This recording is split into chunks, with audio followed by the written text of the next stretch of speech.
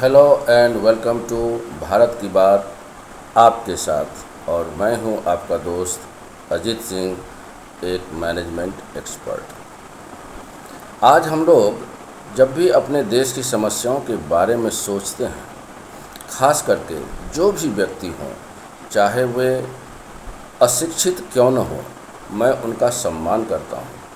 हमारे देश के हर नागरिक देवता के तुल्य हैं। लेकिन हम और आप सब के सब एक बात से ज़रूर राज़ी होंगे कि हमारे देश की जो भी समस्या है उसके मूल में हमारा चुनाव प्रक्रिया ही है। मूल रूप से चाहे देश का कोई भी व्यक्ति हो, इसके लिए कोई एक्सपर्ट बनने की ज़रूरत नहीं है। एक राष्ट्रभक्त होना चाहिए। राष्ट्र के प्रति उसके मन में चिंतन होनी चाहिए कि आखिर इस देश के साथ समस्या क्या है। तो मैं व्यक्तिगत तौर पर एक बीड़ा उठाया हूँ कि हमारे देश के अंदर जो भी समस्याएं हैं उनका मैं चिंतन करूं और आप लोगों के साथ नियमित संवाद के माध्यम से जो भी समस्याएं हैं उनका हम कैसे हल निकाल सकते हैं। तो मैं आज जो आपके साथ डिस्कस करने वाला हूँ, I am fully concentrated on electoral process. जब हम इलेक्टोरल प्रोसेस की बात करते हैं तो सही मायने में यही हमारे भारत की प्रजातंत्र की, हमारे देश की, हमारे समाज की सबसे बड़ी समस्या बन कर के उभर गई है, क्योंकि इसमें बहुत सारी खामियां हैं। बहुत सारी खामियां का मतलब तो अगर एक एक करके अगर आप संक्षेप में समझें तो सबसे जो बड़ी खामी है कि हमारा देश एक बहुत विशाल देश है और प्रजातंत्र बहुत अच्छी बात है, लेकिन एक ऐसी प्रजातंत्र की व्यवस्था होती जो क्वालिटी का प्रजातंत्र होता। यह तो भेड़िया धसान का प्रजातंत्र हो गया। और भेड़िया धसान के प्रजातंत्र में जितने भी एंटी सोशल एलिमेंट या एंटी नेशनल एलिमेंट, उनको इसमें ज़्यादा मौका मिला है। यहाँ आप हमसे सहमत अगर न हो तो आप ज़रूर प्रतिक्रिया व्यक्त करें। हम बड़े खुले दिल से बात करते हैं। हम अपने देश के बारे में सोचते हैं जैसा कि आप अपने देश के बारे में सोचते हैं। हम संविधान को भी आदर की नज़र से देखते हैं, लेकिन at the same time what I perceive कि संविधान is for you, you are not for संविधान। ऐसा नहीं कि संविधान में जो चीज़ लिख दिया गया उसको हम लकीर की फ़कीर की तरह चलाएं।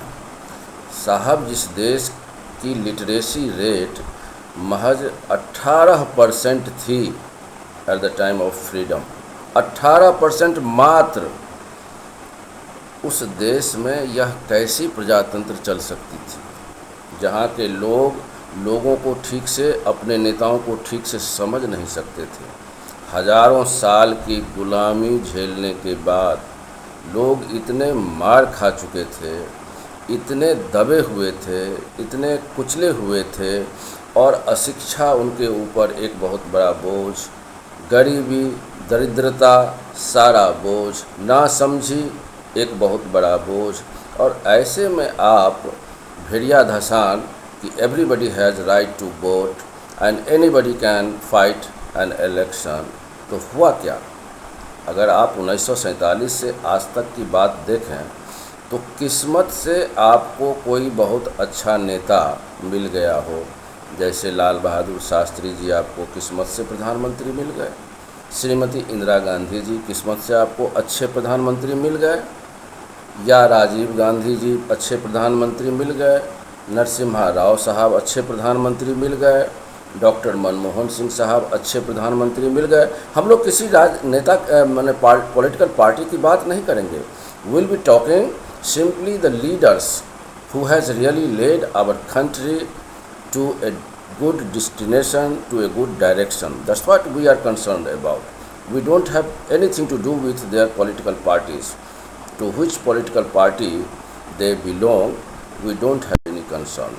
हम लोग आपस में जब चर्चा करेंगे तो हम लोग बहुत सारे बातों का निचोड़ निकाल सकते हैं, बहुत सारी समस्याओं का समाधान कर सकते हैं। और ऐसे ही after a very long gap we have got really a very nationalist prime minister in mister Narendra Modi. यह मैं सिर्फ निष्पक्ष भाव से, जैसे मैं श्रीमती गांधी के बारे में बोला, शास्त्री जी के बारे में बोला, या नरसिम्हा राव साहब के बारे में बोला, राजीव गांधी साहब के बारे में बोला, डॉक्टर मनमोहन सिंह साहब के बारे में मैं बोला, ऐसे ही मैं नरेंद्र मोदी साहब के बारे में भी बोलता हूँ कि बड़े भाग्य से यह देश का सौभाग्य है कि ऐसे ऐसे प्रधानमंत्री हमारे पास आते गए।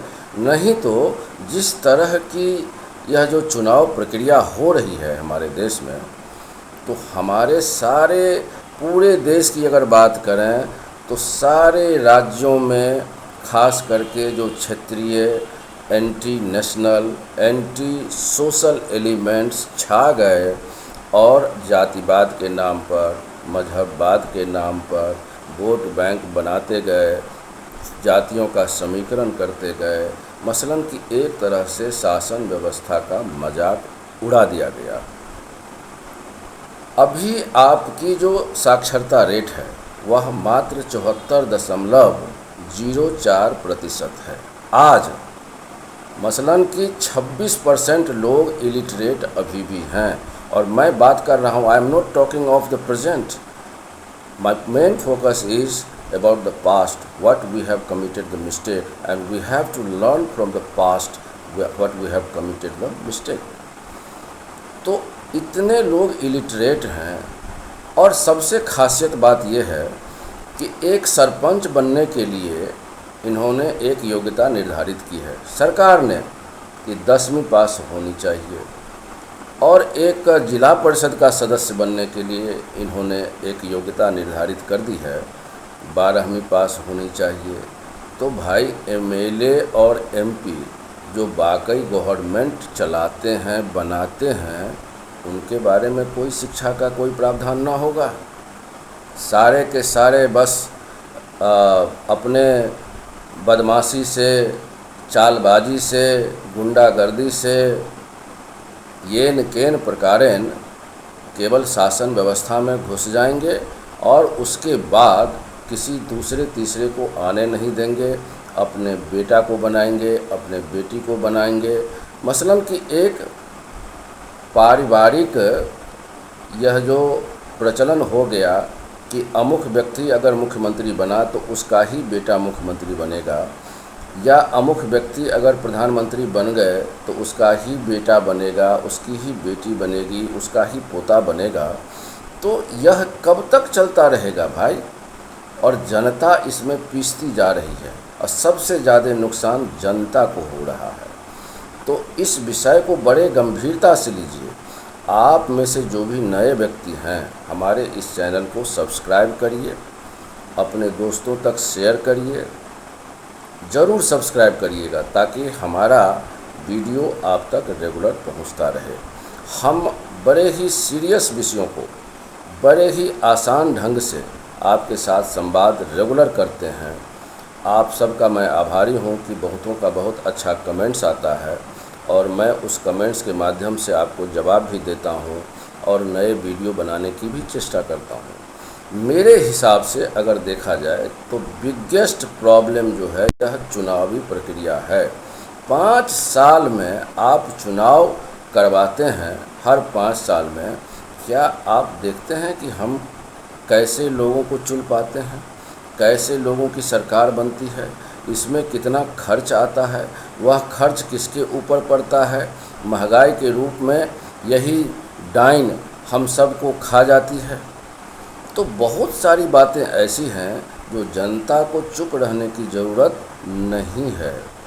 जनता को जागना होगा, जनता को अपने लिए सोचना होगा। एक बेहतर सरकार का निर्माण कैसे हो, यह संसदीय समिति के बस का रोग नहीं है।